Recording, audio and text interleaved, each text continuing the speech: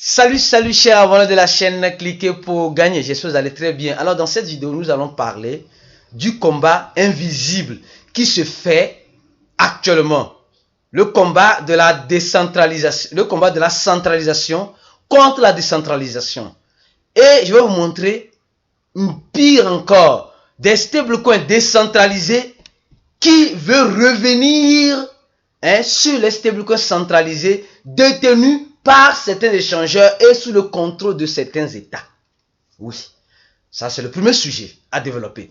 Deuxième sujet, et nous allons parler de l'ONU. L'ONU qui veut mettre un frein aux crypto-monnaies, au développement des crypto-monnaies. Or, c'est cette même ONU qui profite de ces crypto-monnaies. Je vais vous montrer aussi les preuves dans cette vidéo.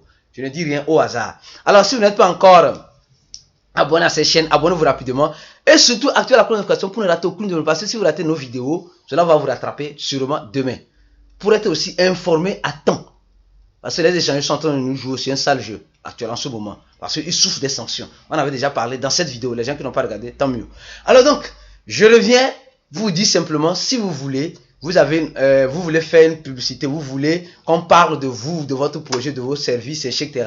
N'hésitez pas à nous contacter suite à notre email. Cliquez pour gagner 456@gmail.com pour parler de vous, pour faire la publicité de vos produits, de vos services. Si vous avez besoin. Merci. Alors, le marché des crypto-monnaies, le Bitcoin qui reste toujours dans l'impact de 24 000 $, 23 000, 24 000 $. On ne sait pas ce qui va se passer avec ces genres d'informations que nous sommes en train de recevoir. Alors, la toute première information, c'est ça. Le site de Tornado Cash et son Discord sont off-ligne, ne sont plus en ligne, dit les utilisateurs. Tornado Cash, c'est quoi? C'est un projet DAO, c'est un projet DAO comme tout autre projet qui est en train de souffrir actuellement des sanctions. Je ne vais pas rentrer vraiment en détail. Qui est en train de souffrir vraiment des sanctions actuellement. Soit disant qu'ils ont fait du blanchiment d'argent depuis 2019. Oui, donc le gouvernement américain dit qu'il y a des victimes américaines qui sont dedans. Donc il se doit le devoir d'enquêter mieux et savoir. Donc le site du projet n'est plus opérationnel. Si vous rentrez dans le site, ce n'est plus opérationnel malheureusement. Mais ce n'est pas ça le du problème. Les sanctions disent que les sanctions Cash et le développeur en question, l'un des développeurs bien sûr en question, a été arrêté. Et c'est par les autorités hollandaises. Il a été arrêté. Or nous savons que la décentralisation, bon, je peux créer quelque chose de décentralisé. Aujourd'hui, quelqu'un vient utiliser ça pour, voilà, ses fins de blanchiment ou je ne sais pas. Donc, je ne peux rien faire. Mais on vient peut-être m'accuser innocemment. Je ne dis pas qu'ils sont innocents. Mais s'ils étaient innocents, ils allaient laisser le site. Donc, il y a des enquêtes qui sont en cours en ce moment. Et si nous voyons le projet est en train de dégringoler. Voilà, le projet est en train de dégringoler. C'était à 20, oui, je crois bien. À 20, je crois bien, hier là, je prends 7 jours. Oui, presque, c'était à 30 $, aujourd'hui c'est à 12 $. Et ce grand projet était même listé sur Binance, sur OKX, pour vous dire simplement que nul n'est à l'abri, Tu peux être listé sur un grand échangeur, si tu ne fais pas les choses dans les normes réglo, avec ces genres de personnes, tu risques de souffrir ces genres de trucs. Alors, ça c'est le premier sujet sur ce projet Tornado Cash. Alors donc maintenant revenons sur le deuxième sujet qui est encore plus inquiétant. MakerDAO, c'est l'un des grands stablecoins, DAI. L'un des grands stablecoins créé par MakerDAO souffre aussi déjà des sanctions et prévoit avoir 3,5 billions en un stablecoin dans la blockchain d'Ethereum. On a fait récemment une vidéo ici, Ethereum 2.0. Peut-être qu'elle sera encore plus centralisée que cela n'a été. Ceux qui ont regardé cette vidéo vont comprendre. Je vais mettre ça en cadre de la vidéo. Bon, mes vidéos sont toute une suite logique. Ceux qui ne sont pas abonnés, vous n'allez pas comprendre. Alors donc, je reviens encore sur ça. C'est une information très importante.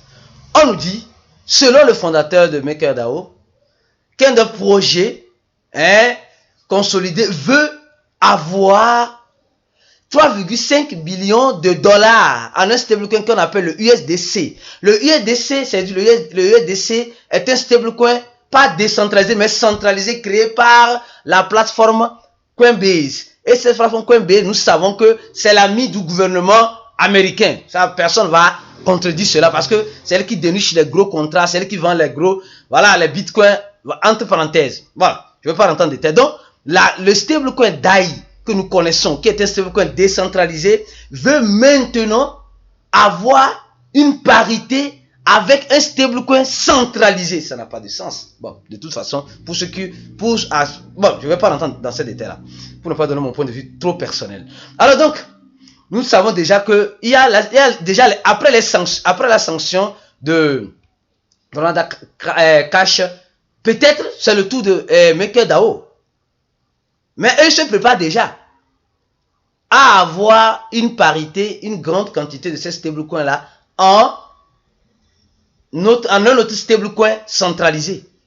Et ils expliquent ici, voilà, les raisons pour lesquelles ils veulent le faire ainsi, etc. Donc, pour vous dire simplement que le combat commence par être dur, rude. Et nos aînés qui ont fait la promotion de la décentralisation ne doivent pas baisser les bras. Ne doivent pas baisser les bras. Pourquoi dans la blockchain Ethereum? Point d'interrogation. Pourquoi le USDC? Point d'interrogation. Pourquoi le DAI, le MakerDAO a choisi ces deux-là? Point d'interrogation. Bon, alors, pour vous dire simplement que des choses se préparent. Ceux qui vont comprendre vont comprendre. Je ne veux pas rentrer dans les détails. Alors, maintenant, venons à l'ONU. L'ONU est en train de freiner l'essor des crypto-monnaies. De quoi l'ONU a peur? Pourquoi? L'ONU nous dit ici, fait appel à stopper l'essor des crypto-monnaies dans les pays en développement et met en garde contre les risques de blanchiment d'argent et d'évasion fiscale. Mais également sur l'utilisation de ce type de monnaie. Voilà. Moi je dis, ils sont arrivés trop tard dans un monde déjà trop vieux. L'ONU ne veut plus que les crypto-monnaies avancent parce qu'ils sont en train de perdre. Vous allez voir que à cause de l'inflation des monnaies fiduciaires, les crypto-monnaies sont en train de gagner plus en popularité. Parce que le Bitcoin nous aide à fuir ce genre d'inflation-là. Il y en a, mais c'est mieux. C'est mieux. Alors donc, regardons très bien. L'ONU qui dit qu'elle ne veut plus que les crypto-monnaies évoluent. Voici les preuves maintenant. Voilà.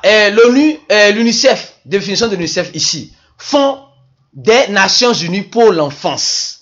Fonds des Nations Unies pour l'enfance. Ce fonds des Nations Unies, dont fait partie l'organe, dont il fait partie bien sûr l'organe dans l'ONU, les Nations Unies font partie de l'ONU, d'accord, de l'Organisation nationale des Nations Unies. Ils acceptent les dons en crypto-monnaie. Ils expliquent même, ils éduquent. Je donne, tu veux donner, tu peux donner en crypto. Mais ici, ils disent qu'il ne faut pas que les cryptos évoluent. Premier point. Deuxième point, pour que la vie ne soit pas très longue, je veux pas. On dit la guerre en Ukraine. Une agence des Nations Unies accepte les stablecoins de Binance Charity. Donc voilà, ils acceptent un réfugié, voilà, ils acceptent un don de 2,5 millions de dollars à l'UNICEF. Ils ont fait ce don-là à l'UNICEF. Le Haut Commissariat des Nations Unies des réfugiés a reçu ce don-là. Le HCR, Haut Commissaire des Nations Unies pour des réfugiés. Ils ont accepté un don de 2,5 millions de dollars. Ils ont accepté ça. En crypto-monnaie. En BUSD, en BUSD qui est le stablecoin de Binance. Ils ont accepté ça. Mais ici, ils nous disent qu'on doit faire attention. On doit faire attention. Mais eux-mêmes sont en train d'accepter. Je me pose la question. Le dollar américain n'est pas utilisé pour le blanchiment d'argent. L'euro n'est pas utilisé pour le blanchiment d'argent. Le franc n'est pas utilisé. Mais pourquoi ne pas nous mettre en garde aussi sur ces mêmes monnaies-là? C'est parce que c'est eux qui détiennent ces monnaies. Ils ne nous mettent pas en garde. Mais comme ça, ce n'est pas eux qui détiennent. Comme c'est la décentralisation, ils veulent nous protéger. Non. On sait déjà ce qu'on fait. Ils habitent trop le temps dans un monde déjà trop vieux. Ceux qui veulent les écouter, écoutez-les. Ils disent de ne pas le faire. Mais eux, ils acceptent l'argent en ça. Ils acceptent pour leurs actions, ils acceptent. Mais ils te disent à toi de ne pas utiliser cela.